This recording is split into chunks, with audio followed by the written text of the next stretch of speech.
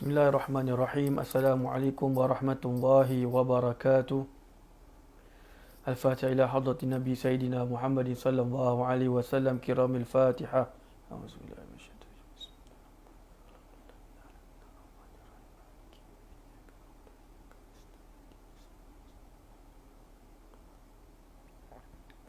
Bismillahirrahmanirrahim.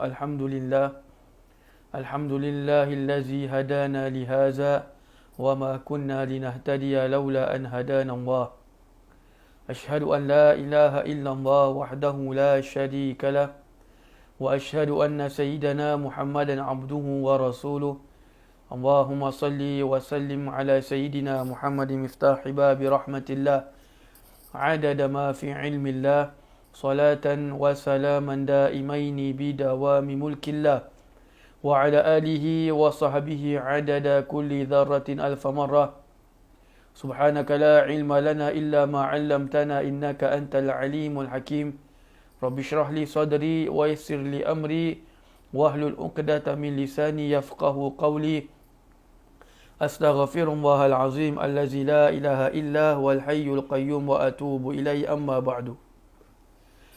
Alhamdulillah, kita bersyukur kepada Allah Subhanahu wa taala. Walaupun kita tidak dapat menghadiri kelas secara fizikal kerana masalah keadaan. Kerana keadaan yang tidak mengizinkan kita untuk dapat sama-sama menghadiri rumah Allah yang mulia ini pada mempelajari kitab ataupun sebahagian daripada ilmu-ilmu Allah. Tetapi halangan itu tidak menghambat kita untuk terus menuntut ilmu. Jadi walaupun kita tidak ada kelas secara official di masjid, tetapi kelas kita tetap berjalan secara digital ataupun di alam maya ini ataupun secara online.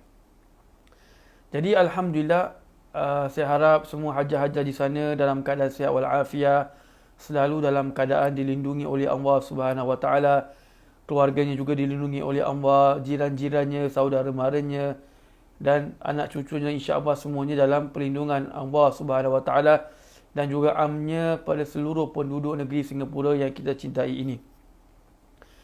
Jadi Alhamdulillah, dan juga saya ingin memberitahulah sebagaimana yang kita sedia maklum bahawa sekarang ini kita sudah masuk pada bulan Syaban yang mulia. Dan kita tahu bahawa bulan Syaban ini merupakan bulannya Nabi SAW kerana kita dituntut untuk memperbanyakkan selawat di dalamnya. Ini semua kita sedia maklum dan ini cuma hanya sebagai peringatan sahaja.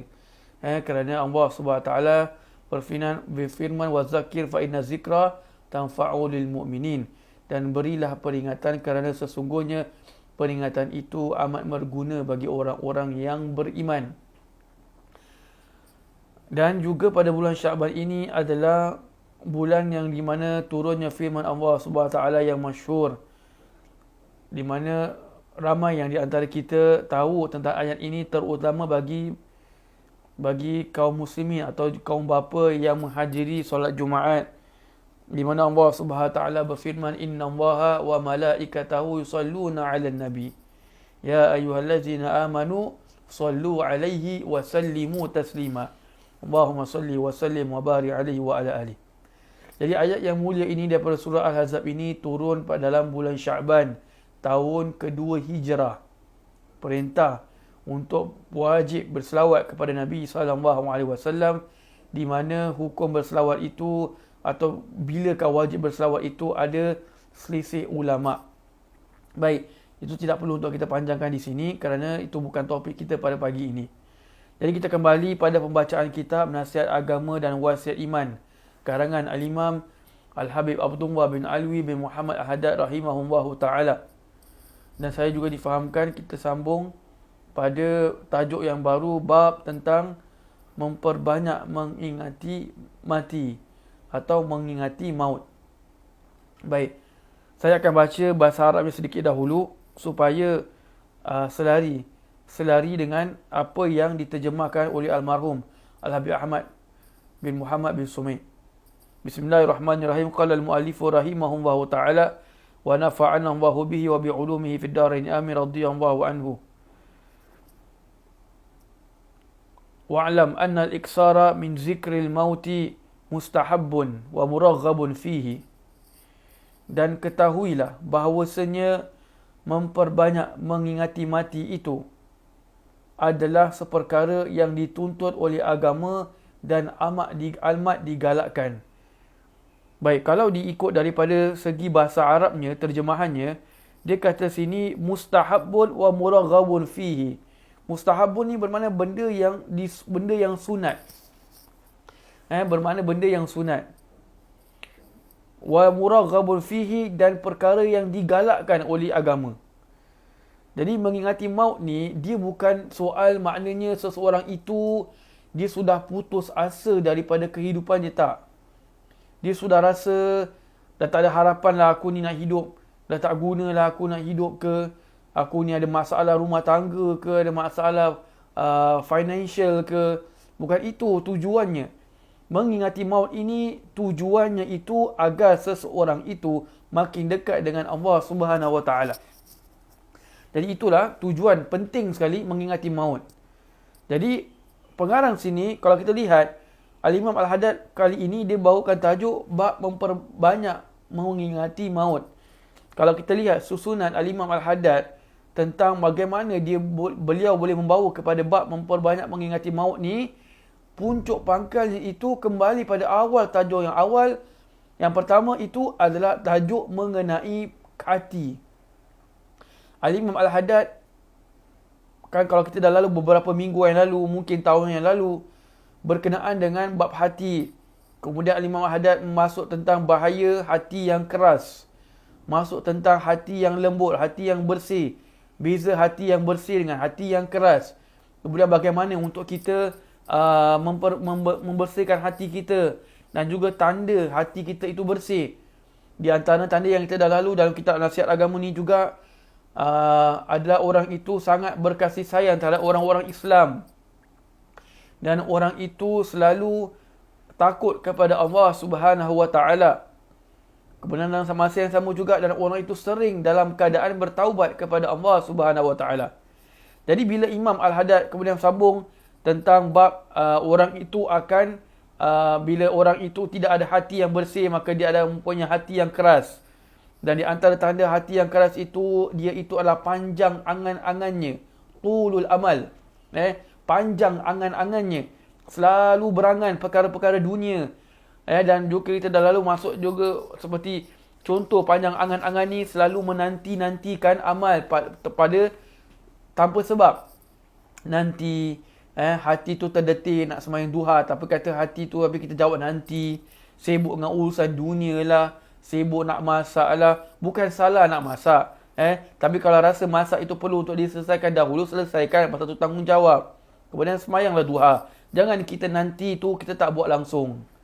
Benda-benda dunia, pasal tengok TV punya pasal, lambat sembahyang duha, lambat sembahyang zuhur, tengok TV punya pasal, lambat sembahyang maghrib pasal nak kerjakan drama pukul 7 sampai pukul 8. Na'udzubillah.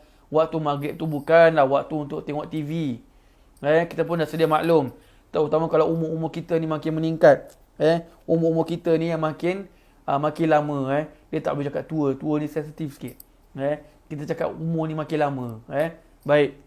Jadi sampailah Imam Al-Haddad bawa kepada di antara cara untuk kita menangkis sifat, menghilangkan sifat panjang angan-angan itu adalah memperbanyak mengingati mati. Jadi susunan dia cantik. Jadi kita balik pada tadi apa yang dikatakan oleh Imam Al-Haddad, bahawa sesungguhnya memperbanyak mengingati kematian itu adalah perkara yang sunat dan juga perkara yang dituntut ataupun yang sangat digalakkan oleh agama. Jadi kalau kita mengingati maut, ingat mati ni maknanya kita ingat apa yang akan berlaku pada kita setelah kematian kita. Jadi bila kita ingat tentang kematian kita, kita akan menjadi orang yang selalu untuk bersedia menghadapi kematian. Subhanallah. Iaitu hikmah. Hikmah kenapa kita disunatkan atau sebab kita disunatkan untuk memperbanyak mengingati mati. Baik. Dia sambung sini, walahu manafi'un wa fawaidun jalilatun minha.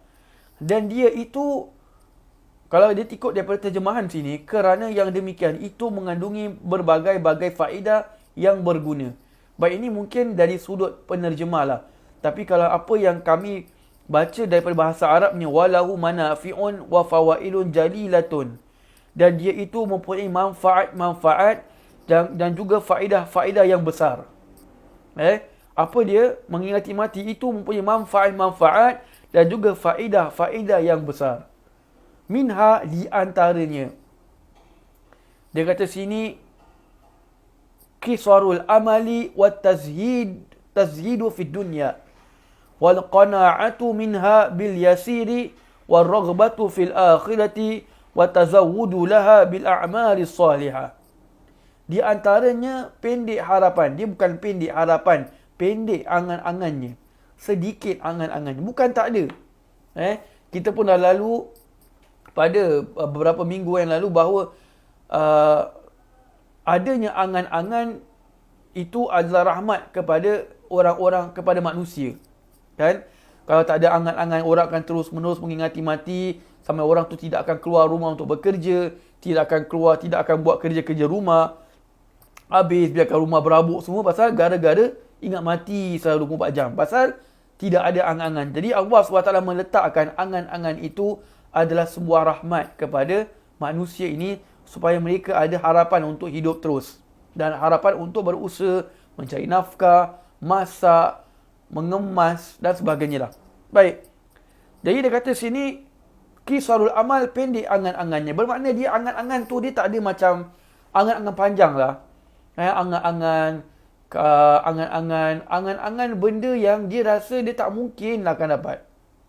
Kalaulah aku ada ni, mestilah aku nak ada ni. Benda tu, dia tahu dia takkan boleh dapat. Contohlah, kalaulah satu hari aku jadi millionaire. Kalaulah aku satu hari ada jadi billionaire. Ini bukan saya cakap bahawa apa kuasa Allah itu mustahil, tak. Kuasa Allah, takdir Allah tu tidak mustahil. Pasal Allah itu maha berkuasa. Cuma kita ni, bila kita duk angan-angan, kita asyik berangan tu, berangan ni, kita sampai menangguh-nangguhkan amalan kita. Tangguh amalan kita ni bermakna tu dah tunjukkan bahawa kita panjang angan-angan. Kita angan-angan bahawa kita akan panjang umur. Itu namanya panjang angan-angan. Kita angan-angan bahawa kita ni panjang umur. Siapa kata dengan kita bahawa kita ni bila masuk waktu zuhur, kita akan pasti jumpa waktu asar? Kan? Dan itu namanya bila kita dah ada macam gitu punya mindset, nanti tak apalah, besok boleh buat, malam pun boleh taubat, besok pagi pun boleh zikir, minggu depan boleh baca wirid latif, minggu depan lagi boleh baca yasin, bukan nak kena baca hari-hari sunat. Kita menangguh-nangguhkan amalan kita pasal kita yakin kita akan jumpa pada minggu hadapan. Kita yakin kita akan jumpa pada bulan hadapan. Contoh sekarang ini bulan Syaban. Bulan yang tadi kita daskan bahawa bulan Syaban ini adalah bulan memperbanyakkan selawat kepada Nabi SAW. Kita pula kata nantilah, lepas nisfu Syaban nanti aku nak selawat pula. Dah lepas nisfu Syaban pula, masuk Ramadan nanti. Masuk Ramadan pula, kita kata nantilah. Ini awal Ramadan ni masih belum ada lagu raya kat radio ni, tak syok lah nak beramal pula. Dia nak tangguhkan pula. Tangguh pula lepas 10 awal Ramadan. Dah masuk 10 awal Ramadan pula, dah ada bau-bau kuih tart kat rumah. Yang suami dah tak boleh fokus, yang isteri lagilah muka semua dengan tart. Maaflah tukang buat kuih tart kat sana. Cuma gurau saja. Cuma saya nak beritahu saja ni, kita janganlah menangguh-nangguh amalan kita. Baik, jadi balik pada topik ni, bila dia kata tentang memperbanyak mengingati mati ni, bermakna faedah ada di antara faedahnya orang itu akan pendek angan-angannya. Dia tak ada nak extend. Dia akan menjaga waktunya agar tidak dihabiskan secara sia-sia. Baik. Sambung kata sini, watazhidu fid dunya. Dan orang itu akan zuhud dalam perkara dunia. Zuhud perkara dunia itu bermakna, yang saya dah pernah katakan banyak kali juga, zuhud di dunia itu bermakna hatinya tidak ada dunia. Zuhud dekat dunia ni bermakna bukan maknanya dia tak boleh tinggal rumah besar. Bukan maknanya dia tidak boleh pakai kereta besar. Bukannya bermakna dia tak boleh ada macam-macam berbijik-dijik dalam bank dia. Bukan. Zuhud dunia ni maknanya dunia tak ada dalam hatinya. Bermakna kalau andai kata hari ni duit dia hilang serta-merta on the spot, dia tak akan merasa sedih. Dia tak akan merasa sedih pasal dia tahu bahawa dunia itu semua adalah milik Allah Subhanahu Wa Taala. Suka Allah kasih, suka Allah ambil balik. Jadi dunia ni semua nikmat. Jadi kalau orang yang sering mengingati mati, dia akan rasa bahawa macam apa yang aku dapat dunia sekarang ni semua sementara. Kalau aku mati besok pun, dunia ni tak akan aku boleh bawa ke dalam kubur aku. Jadi itulah perkara-perkara, kalau diingat benda-benda berkenaan dengan mati, dia akan membawa kat orang itu macam membezakan antara keperluan dan keinginan. Ini yang kadang-kadang yang saya pun dah pernah katakan, ada orang dia tak tahu nak bezakan antara keperluan dengan keinginan. Keperluan bermakna need. Kita punya need apa? Apa yang kita perlu? Keinginan tu benda yang kita want. Want. I want that, I want this. Kan? Jadi need dengan want dua perkara yang berbeza. Jadi sebab itu bila orang yang memahami tentang masalah tentang zuhud ni, dia nak kena bezakan antara keperluan dengan keinginan. Bukanlah maknanya bila dia kata zuhud tu dah tak ada, dunia tu tak ada dalam hatinya, balik ni semua, lepas dengar kelas ni, lepas baik semenjak ni dengar kelas tasawuf lah, dengar kelas ustaz ni, Habib press dia jadi ustaz tu, press dia jadi orang yang zuhud. Habis balik semua dia keluarkan semua rantai emas dia, kasih dekat suami dia. Abang jual lah semua ni semua saya tak nak, ini semua emas saya tak bawa pergi kubur. Ini namanya orang bukan belajar tasawuf, ini namanya tasawuf. Tasawuf sekali dengan salah faham. Sebab tu belajar memang kena ada guru. Belajar mesti ada guru, tak boleh just baca faham sendiri, nanti salah faham. Jadi balik pada tentang bab dunia, kalau benda yang perlu itu dibolehkan diambil, tak apa. Perlu. Saya perlu ada es box, Ustaz. Pasal saya nak simpan makanan-makanan di peti ais, saya nak sejukkan air, nak letak itu, nak letak ini dan sekian-sekian. Maka tu belilah. Jangan pasal kita dah belajar bab zuhud dan es box kita dah rosak pun kita kata suami kita, bang ni buang bang, tak perlu untuk kita beli es box. Nak beli makan, kita beli on the spot fresh, pergi gilang, lepas tu itu jam juga masak. Ni salah faham. Ini orang ambil satu inject satu kali dekat badan dia. Dia hantar dekat mental hospital. Baik. Sama lagi kata sini, wal qana'atu minha bil yasir. Qana'ah atau memadai dengan yang sedikit. Dari orang yang selalu mengingati mati, dia akan merasa cukup dengan sedikit nikmat yang Allah berikan. Jadi bila kita nampak, bila punca bersebab dengan mengingati mati, banyak benda-benda baik yang dia dapat. Jadi yang ketiga yang dibawakan sini, tadi pertama tu qisarul amal, pendek angan-angannya. Yang kedua at-tazhidu fi dunya, zuhud pada perkara dunia. Kemudian yang ketiga al-qana' wal qana'atu minha bil yasir, merasa cukup dengan apa yang ada, merasa cukup dengan sedikit daripada apa yang dia sudah ada. Nampak? Jadi maksud dia, bila dia sudah qana'ah, sifat qana'ah tu sudah ada dalam hati dia, kerana berlandaskan hati yang sudah bersih, hati yang baik, hati yang bagus, maka dia akan menangkis sifat-sifat iri daripada hati dia. Hasad tak ada, dengki tak ada, sombong tak ada, macam-macam sifat-sifat tak baik dalam hati dia semua keluar. Pasal balik pada sifat qana'ah dia. Dia merasakan bahawa apa yang dia ada sedikit dah cukup lah. Dia rasa walaupun TV dia tu, saya pernah cakap juga, TV dia tu masih lagi TV square. TV belakang tu macam ada kotak kat belakang tu. TV lama lah apa dia kata. Tapi dia kata as long as saya boleh tengok berita, sudahlah bang, saya tak perlu nak tengok TV besar-besar. Tapi ini contoh orang yang ada qanaah cukup. Tapi bukan maknanya salah kalau si suami nak pergi beli TV. Jangan pula si isteri dah belajar tasawuf, yang sudah tersawuf, Dia pula tiba-tiba suami ni nampak TV ni dah usang. Dia rasa sekarang ni semua TV dah pakai TV melengkung, TV tipis, TV cermin, macam-macam TV ada. Kan? Semua rumah bilik ada TV, hall TV, sidak hari bulan bilik air pun dia letak TV.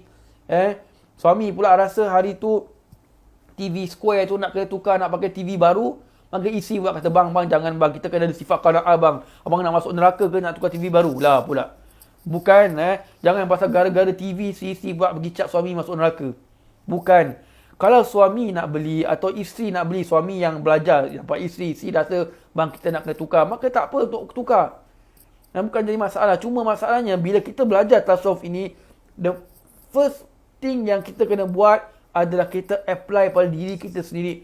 Sebelum kita minta keluarga kita apply juga. Jadi kalau kita belajar bab qanaah contoh, yang terhasil kerana banyak mengingati mati, maka kita sendiri yang apply. Kita sendiri yang apply. Kita sendiri yang gunakan dulu. Amalkan dulu, barulah kita buat kepada dakwah atau ajak kepada keluarga. Begitu juga dengan suami-suami. Saya kenapa cakap address ni kepada isteri-isteri, pasal kelas ni biasanya jemaahnya itu majoritinya adalah kaum hawa, kan? Hajar-hajar. Semua yang dah pergi haji, kan? Jadi banyak yang hajar-hajar. Jadi saya banyak address kepada hajar-hajar. Jadi kalau anda kata ni yang lain pun dengar juga, jadi saya pun sentuh juga kepada suami-suami. Suami-suami kalau belajar, dah join apa-apa grup ke, yang dah rasa diri tu nak berubah, nak kembali kepada Allah, nak fokus, nak banyak uzlah atau nak banyak khalwat dengan Allah Subhanahu Wa Taala, maka suami tu apply kan pada diri sendiri dahulu. Jangan paksa isteri, jangan paksa anak. Applykan diri sendiri dulu. Jadi kalau suami tu rasa qanaah, contoh sekarang ni suami, saya kasih contoh suami pakai handphone dah. Pakai handphone letak lah. Suami pakai handphone iPhone 4 letak. Dah berapa zaman pun tak tahu. Isteri ni pula pun pakai iPhone 4, tapi isteri ni asyik nak tukar je. Isteri sekejap pakai iPhone 4 lah, sekejap pakai iPhone 6 lah, sekejap pakai iPhone 8 lah, sekejap pakai X lah, macam-macam isteri tukar. Suami ni kalau rasa dia dah cukup dengan apa yang dia rasa iPhone 4 cukup lah untuk dia buat call ke, untuk message saja cukup, maka dia rasa dia tak perlu tukar. Dia tak boleh tukar, tak apa, it's okay. Tapi kalau dia rasa kalau dia rasa tak nak tukar, maka tak perlu untuk dia ajak isteri dia sekali. Awak tak boleh tukar handphone. Awak tak tukar handphone ni, awak tak ada hati yang bersih. Awak tak ada sifat qanaah. Awak nak jadi apa ni? Dia tua-tua bangka pun masih nak ikut dunia. Jangan. Suami nak cakap boleh, tapi cakap dengan hikmah. Cakap dengan bijaksana. Cuba cakap, awak nak tukar handphone ni untuk apa? Oh, saya perlukan ni pasal WhatsApp saya tak boleh update. Pasal saya nak kena bawa ni, nak kena update untuk kerja saya. Saya kena keep on updating saya punya handphone. Kalau tak boleh support yang lama-lama. Maka kita memahami macam mana keadaan isteri tu, kenapa dia perlu. Maka diizinkan, dibiarkan, tak apalah. Jangan suami tu dia tak buat, semua keluarga tak boleh buat. Contoh, suami tak makan kerang. Contohlah, suami tak makan kerang. Satu family dia haramkan. Sesungguhnya dia haramkan kerang masuk dalam rumah aku. Tak boleh lah. Kadang-kadang isteri tu memang dibesarkan dengan kerang. Pagi kerang, malam kerang, petang kerang. Contohlah, muka isteri pun macam kerang. Bukan isteri sini lah. Isteri dekat maybe dekat sebelah arah selatan. Orang kat mana tu Allah alam. Maaflah, gurau saja. Jadi kalau suami itu tak makan, janganlah halang isteri tak makan. Jadi kalau suami itu nak rasa dia nak sifat qanaah, jangan menghalang isteri jangan memestikan isteri untuk sifat qanaah. Nak ajak boleh, tapi ajak dengan cara bijaksana, kemudian terpulang kepada isteri. Jangan pula isteri ni tahu suami dapat bonus, contohlah. Kalau suami tu dapat bonus bulan 12 lah contoh. Banyak yang hajar-hajar, bukan hajar-hajar sinilah. Hajar-hajar yang dekat selatan tadi tu. Yang bila nampak suami bila bulan 12 ni senyum besar je. Senyum tu dia punya bibir tu boleh sampai telinga. Pasal tahu suami dapat bonus. Dapat bonus pula tak apa, tahu mata ni nampak. Suami ni nampak kat mata isteri ni ada rantai kat mata dia. Macam gitu sekali. Ini bukanlah literally maksudnya macam gitu. Maksudnya kira suami tahulah. Faham si isteri tu bermakna, bang nak gelang baru bang, bang nak rantai baru bang, Bang nak anting baru bang. Bang nak tu bang. Bang nak ni bang. Kan suami pula boring, dia azankan si isteri. Bang kan si isteri pula. Baik. Suami pula tahu yang isteri tu memang nak barang kemas tu. Janganlah pergi kata, awak ni tak ada sifat qana'ah ke? Merasa cukup, saya dah berapa tahun dah. Dah 20 tahun saya kahwin dengan awak. Tiap-tiap tahun saya kasih awak rantai emas. Dah 20 tahun ni, saya rasa dah lepas 20 tahun ni, awak dah boleh buka kelas. Awak dah boleh buka kedai emas sendiri dah. Dah suami bahasakan si isteri. Isteri pula kena bahasa, muka pun tarik panjang. Sepanjang-panjang 1 kilometer. Pasal kena bahasa dengan suami. Tak suka. Jangan. Suami kalau rasa benda tu tak melanggar benda syariat, maka tak apalah untuk menyampaikan hajat si isteri. Tapi dalam masa yang sama, didik juga isteri lah. Maksud saya apa, kalau awak cakap dengan isteri tu baik-baik, awak ni kalau masuk tahun 2020 ni bermakna dah 20 tahun saya kahwin dengan awak. Dari tahun 2020 punya bonus pun, kalau awak nak emas, apa kata emas-emas yang awak rasa yang awak jarang pakai, apa kata awak jual? Atau awak sedekahkan pada orang, dapat juga pahala tu. Kan? Jadi kalau setidak-tidaknya, walaupun isteri tu dapat benda baru, dalam masa yang sama isteri pun belajar untuk bersedekah. Kan? Jadi dapat pahala tak? Suami ajak isteri bersedekah, suami dapat pahala. Isteri sedekah, betul-betul sedekah, isteri dapat pahala. Kemudian orang yang kedua tu, yang dapat daripada pemberian si isteri tu, dia pula rasa setelah 10 tahun dia pakai emas yang diterima daripada isteri kita tu, dia pula sedekah pada anak dia. Jadi dia dapat pahala sedekah, isteri kita dapat pahala sedekah, kita yang izinkan, kita yang dakwah, kita yang sarankan, kita pun dapat pahala juga. Maka berterusanlah pahala kita itu sampailah kita meninggal putus nyawa, selagi mana orang masih menggunakan emas tersebut. Jadi ni subhanallah. Jadi tapi benda ni jangan kita mestikan isteri kita. Mestilah kau mesti jual emas kau. Kau nak emas baru, emas lama kena kasih orang. Jangan, jangan. Baik. Jadi tu wal qana'atu min habi yasir, merasa cukup dengan sedikit daripada benda dunia. Waraghbatu fil akhirati, cinta kepada akhirat. Ini kalau terjemah ni cinta kepada akhirat, tapi kalau ikut daripada kitabnya waraghbatu fil akhirati bermakna dia akan merasa terdorong. Merasa berkeinginan untuk kepada akhirat. Berkeinginan kepada akhirat tu bermakna dia akan lebih prefer benda-benda akhirat daripada perkara dunia. Maksud saya apa? Daripada dipilih pilihan antara nak tengok TV dengan memperbanyakkan selawat, dia akan lebih pilih untuk banyakkan selawat. Kalau kena isteri yang agak pandai dan juga nakal, dia akan combinekan selawat sambil tengok TV. Bolehlah juga. Tapi as long as bukan tengok TV maksiat. Jadi orang yang sudah ada, orang yang selalu mengingati mati ini, dia akan terdorong, akan rasa macam selalu nak buat benda-benda yang berkaitan dengan akhirat. Compare to dunia akhirat, dia akan mengedepankan perkara-perkara akhirat. Wa tazawwudu laha bil a'mali salihah, dan berbekal dan serta memperbanyak bekal dengan amal dan bakti yang baik. Kalau dekat sini terjemahan kalau ke bahasa Arab ni wa tazawwudu laha bil a'mali salihah, dan membawa bekal dan berbekal atau memperbanyakkan bekal dengan amal-amal yang salihah. Dengan amal yang salih. Bukan sahaja dia terdorong. Ingat akhirat, antara akhirat dengan dunia, kedepankan akhirat. Bukan sahaja dia kedepankan akhirat, bahkan dia akan terdorong untuk memperbanyakkan amal soleh, amal-amal yang baik, amal-amal yang soleh sebagai bekalan dia untuk menuju kepada hari akhirat. Jadi bila kata sebagai amalan salihah atau amal-amal yang soleh, bermakna dia tidak akan memilih. Sama ada memilih amalan-amalan atau memilih antara waktu. Tu dia. Dia nak kaup semua. Kaup semua tu bermakna selagi mana dia mampu untuk buat, dia akan buat.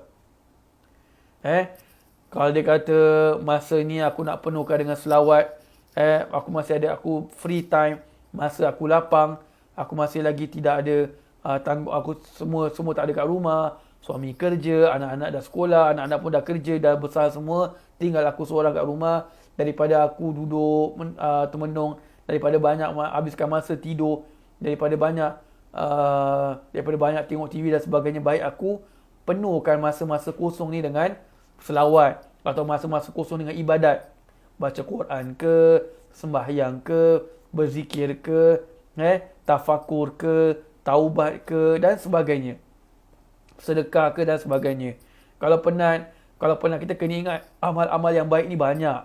Banyak, terlalu banyak. Terlalu banyak. Setiap amal yang soleh itu dia akan menambahkan iman kita.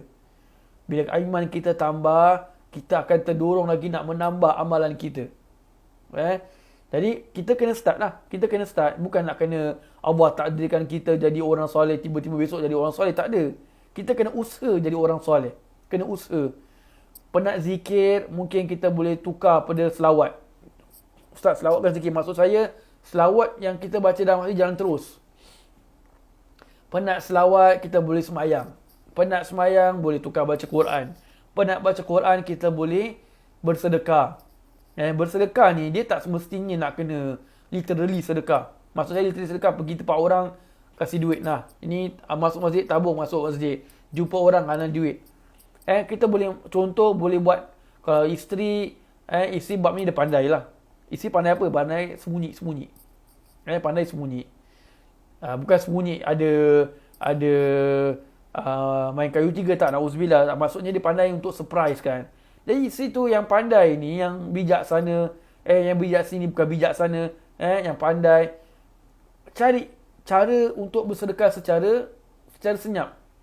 Yang dinamakan sedekah sir. Sedekah secara tersembunyi. Kan? Ambil, walaupun sekadar $1 ke atau $2 ke, ambil selitkan kat buku anak. Selitkan dekat beg suami contoh. Suami buka, bila pula aku ada $10 dalam beg duit ni? Setahu aku tak pernah aku ada simpan duit dalam beg. Selalu duit aku selalu kena kebal dengan isteri. Hari ni pula ada duit pula dalam beg. Umpama, bukan isteri sini lah, isteri kat sebelah selatan tadi. Isteri pun bukan kebal duit suami. Isteri cuma ambil tu nak buat beli sayur je. Jangan salah faham. Jadi, isteri ni cari idea macam mana nak buat sedekah. Kalau rasa sedekah tu, Ustaz, saya dah sedekah ni Ustaz, sampai pokai dah Ustaz. Saya ni duit suami kasih saya 1 bulan 100. 100 ni hari-hari kasih RM1, 30 hari habis Ustaz. Dah tak ada duit nak sedekah. Okey, tukar amalan. Amalan apa? Amalan senang. Silaturahim. Sama ada kita nak silaturahim tu dengan bertelefon ke, telefon abang, telefon adik, telefon sepupu, telefon mak saudara, telefon mak, telefon nenek, datuk dan sebagainya lah. Ataupun kita boleh silaturahim dengan cara WhatsApp. SMS ke, WhatsApp ke, Facebook message ke.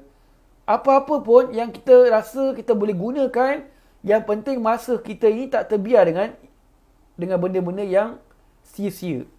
Dan yang penting masa kita ni tak terbiar dengan perkara-perkara yang sia-sia. Tapi bukan maknanya kita tak boleh berehat. Jangan salah faham. Bukan maknanya kita terus ibadat, sampai tak ada time nak tidur, tak ada time nak tidur tengah hari, sampai tak ada time nak duduk dengan suami, sampai tak ada time nak minum kopi, nak cicang dengan biskut. Bukan tu.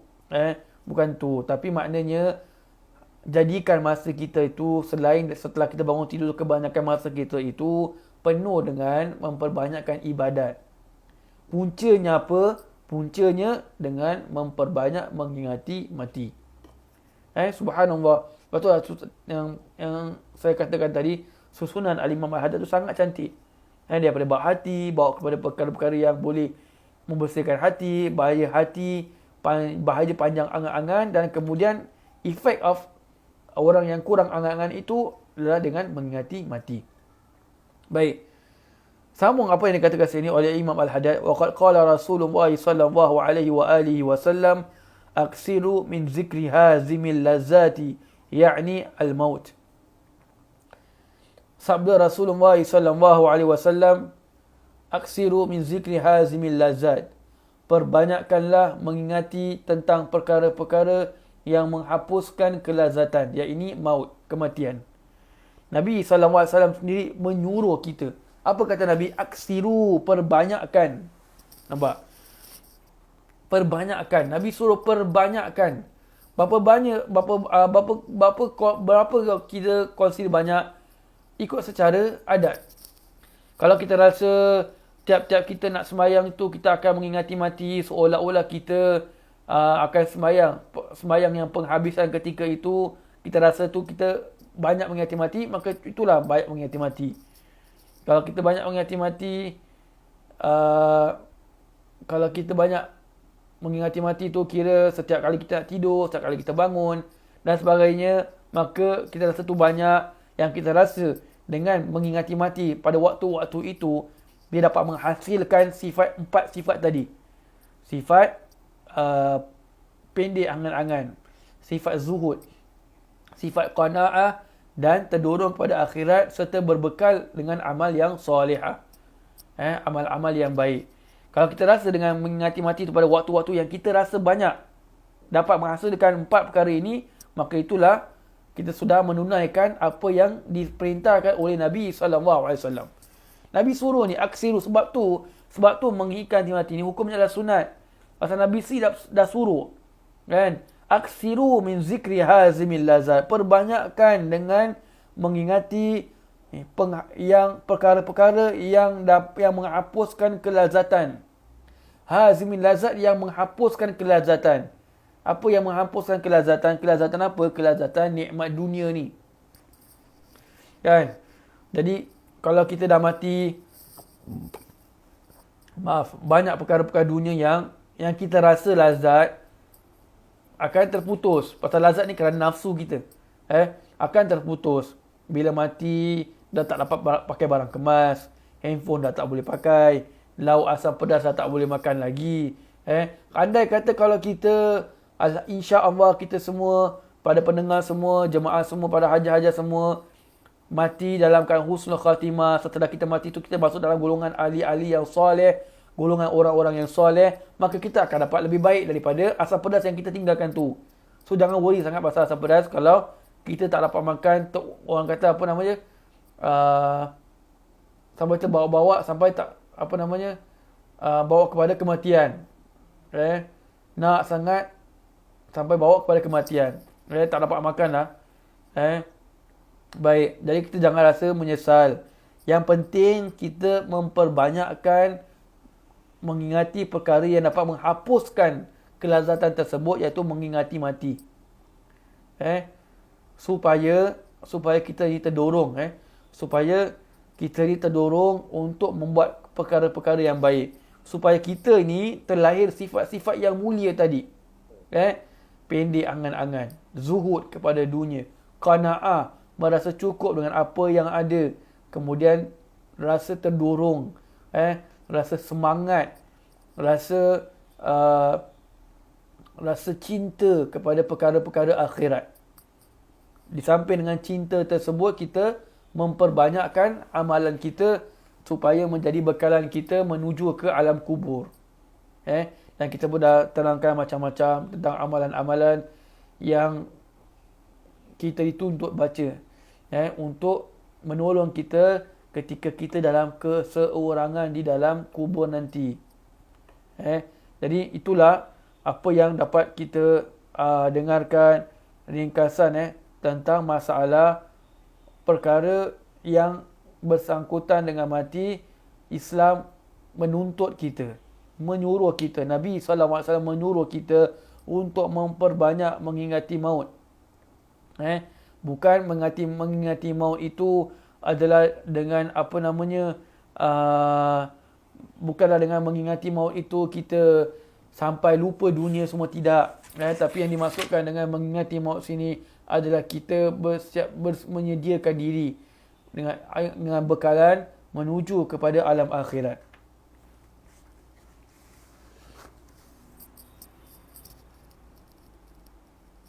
Baik, sambung lagi dia kata sini. Wa kana alaihi salatu wassalam yaqumu min al-laili fayunadi ja'al mautu bima fi ja'atir rajifatu tatba'uha ar-radifa, al-hadis. Begitu juga Rasulullah SAW ketika bangun di waktu malam sering menyeru, ja'al mautu bima fihi, telah tiba maut dengan segala kehebatannya. Ja'atir rajifatu, telah tiba masanya sangkakala. Tatba'uha ar-radifa, yang diikuti pula dengan janji kebangkitan. Jadi Nabi SAW sendiri cuba, Nabi sendiri usaha Nabi, ini cara Nabi SAW mengingati maut.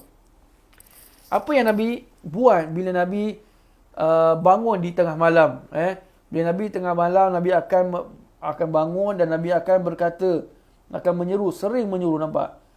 Nabi sering menyeru. Pasal kalau kita tengok ni fayunadi.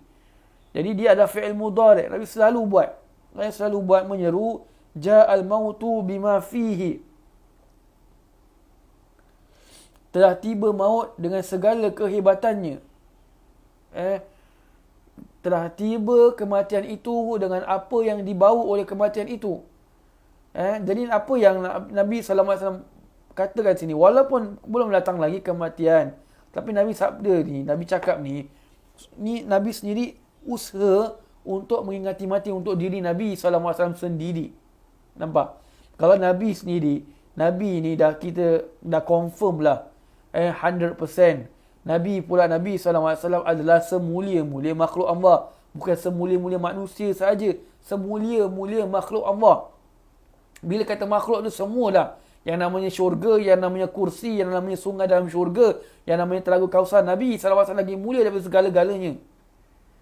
Semulia-mulia makhluk Allah. Nabi sendiri usaha untuk mengingati mati. Apa lagi kita ni yang banyak dosa. Kita lagi patutlah untuk mengingati mati. Kita lagi patut untuk mengingati mati.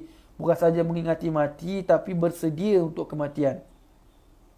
Ja'atul rajifah, telah tiba masanya sangkakala yang diikuti pula dengan janji kebangkitan. Baik, jadi inilah apa yang ditunjukkan. Kita sering tahu bahawa Allah SWT telah berfirman, kana lakum fi rasulillahi uswatun hasanah. Pada diri Nabi SAW itu ada contoh yang terbaik. The best of contoh itu ada pada diri Nabi SAW. Dan ini yang Nabi tunjukkan, Nabi macam mana Nabi punya mengingati maut. Baik, tersambung lagi. Walamma su'ila salawatullahi alaihi al-akyasi minan nas manhum qala aksaruhum lil mauti zikra wa ahsanuhum lahu isti'dada ulaika al-akyasu zahabu bi syarafid dunya wa na'imil akhirah. Apa kata sini? Tatkala baginda Nabi SAW ditanya tentang orang yang pintar, orang yang pandai. Nabi ditanya, siapakah orang yang pandai di antara manusia? Jawab Nabi SAW, aksaruhum lil mauti zikra. Mereka itulah orang-orang yang memperbanyak mengingati mati. First kali, orang itu adalah orang yang banyak mengingati mati. Wa ahsanuhum lahu isti'dada, dan sentiasa bersedia untuk menerima mati. Wa ahsanuhum lahu isti'dada, orang yang, kalau ikut terjemahan betul ni, wa ahsanuhum isti'dada juga boleh diterjemahkan sebagai orang yang menyediakannya, orang yang terbaik di antara mereka yang bersedia untuk mati. Bermakna dia bukan just sedia untuk mati, tapi dia buat yang terbaik persediaannya untuk kematian. Jadi bila kata membuat persediaan ataupun membuat persediaan yang terbaik itu, bermakna dia buat amalannya itu dengan cara yang sesungguhnya. Semayang, buat cara yang baik, kalau dengan kehadiran hati, khusyuk seberapa mungkin yang dia nak buat, dan seterusnya. Nabi SAW sabda, orang yang pandai itu adalah orang yang banyak mengingati mati dan orang yang terbaik dalam bersedia untuknya. Yang ini banyak bersedia untuk kematian. Ulaika al-akyasu, mereka itulah orang-orang yang pandai atau orang-orang bijak. Zahabu bisyarafid dunya, mereka telah kembali, mereka akan pergi dengan membawa kemuliaan dunia. Wa na'imil akhirah, dan kesejahteraan akhirat. Bermakna orang-orang ni, bila mereka ini kembali kepada Allah Subhanahu Wa Taala, maka mereka akan pergi dengan kemuliaan. pergi daripada dunia ni, mereka akan pergi dengan kemuliaan. Bermakna Allah akan tunjukkan kemuliaan orang yang selalu mengingati mati, bersedia untuk mati ni, maka dia akan pergi daripada dunia dengan kemuliaan. Bermakna dia pergi dalam keadaan well prepared. Dia pergi dalam keadaan well prepared. Jadi kalau andai kata ni yang kita dah lalu pada beberapa minggu yang lalu dalam tajuk kategori orang yang panjang angan-angan. Di mana di antara kategorinya itu ada orang, kategori yang pertama, dia itu selalu bersedia untuk kematian. Maksudnya dia selalu memenuhi masanya dengan beramal. Andai kata kalau dia beritahu bahawa dia itu akan mati esok, maka dia tidak akan ada beza hari ini dengan hari esok. Hari ini dengan semua, pasal hari-harinya, masa-masanya memang macam gitu. Dia tidak ada lagi masa, tidak ada lagi macam mana cara untuk menambah. Pasal memang hidup dia itu dengan amalan. Ini namanya orang-orang yang macam gini, kalau besok dia pergi menghadap Allah SWT, dia akan menghadap Allah dengan kemuliaan. Kemuliaan yang Allah berikan kepadanya. Mungkin Allah akan takdirkan dia mati, insya-Allah mati husnul khatimah. Mati dalam keadaan yang dia suka. Mati dalam keadaan yang dia suka. Sebab tu dalam tak silap saya, dalam perkataan para ulama mengatakan, jika kamu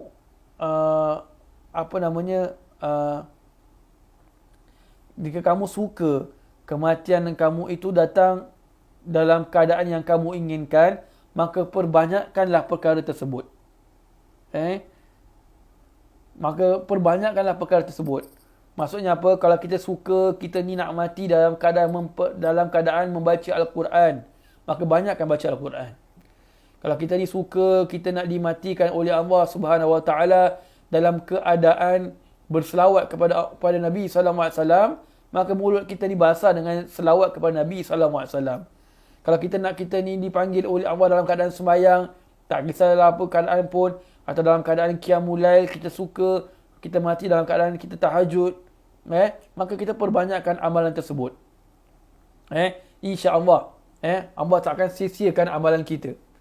Tapi kalau kita ambil indah tak indah, kita lagi suka tengok TV daripada sembahyang, maaf kata, daripada memperbanyakkan sunat, daripada banyakkan sembahyang, banyakkan amalan-amalan soleh, maka kita akan mati dengan keadaan seperti itu. Na'udzubillah. Itu yang kita tak nak. Jadi kita bila kata orang yang bersedia ni, bermakna dia dah bersedia dan dia buat yang terbaik pada persediaannya itu. Dan dia akan kembali kepada Allah dengan kemuliaan dunia dan juga na'imil akhirah dan kesejahteraan akhirat. Jadi perkara-perkara akhirat juga dia akan dapat benda-benda yang baik, nikmat-nikmat akhirat. Bermula nikmat akhirat itu bila dia dimasukkan di dalam kuburnya. Malaikat Munkar dan Nakir juga tidak akan memberat dalam bertanya kepadanya. Soal Munkar dan Nakir. Kemudian hematan kubur juga tidak akan rasa kuat mana. Seperti mana dia orang, kalau mayat itu adalah mayat orang yang beriman, mayat orang yang soleh, maka hematan kubur itu seperti ibu yang merindukan anaknya, pelukan ibu yang merindukan anaknya. Bermakna rasa seronok, rasa rahmat, rasa kasih sayang. Kan?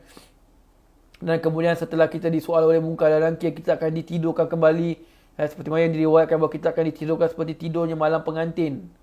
Malam pertama, tidur pengantin. Betapa happynya, kan? Betapa happynya. Kemudian kubur kita akan dilapangkan, kita akan ditemani oleh malaikat-malaikat, oleh bidadari-bidadari menemani kita sampai kita akhirat. Sampailah kita dibangkitkan di hari akhirat, pada hari kebangkitan. Hanya saja kita akan kita bangun bila ada orang datang ziarah kubur kita saja. Selain daripada itu, kita akan tidur dalam keadaan nikmat. Jadi jemaah semua yang mendengar suara saya, termasuk diri saya sendiri, kita bayangkan keadaan itu, bagaimana kita jangan lengah-lengah lagi. Masa kematian akan datang tanpa kita sedari. Kita tak tahu macam mana keadaan kita, maka bersedia daripada sekarang. Nak mati dalam keadaan husnul khatimah, nak mati dalam keadaan baik, maka selalukanlah diri kita dalam perkara yang baik. Maka insya-Allah kita akan mati dalam perkara yang kita selalu buat itu. Kalau kita ni memanglah suka berfoya-foya, mati dalam keadaan mengumpat, kita suka mengumpat, suka cakap bongkak, sombong dan sebagainya, na'udzubillah, nanti takut besok nanti kita mati dalam keadaan seperti itu, na'udzubillah. Bila kita mati dalam keadaan maksiat, bermakna itu tanda yang tidak baik. Su'ul khatimah, penghabisan yang sangat buruk. Penghabisan yang buruk, bermakna penghabisan yang bukan dalam keadaan yang baik. Wallahu a'lam bishawab. Jadi sampai sini saja perjumpaan kita pada kali ini. InsyaAllah kita akan sambung pada masa yang lain, insyaAllah. Assalamualaikum warahmatullahi wabarakatuh.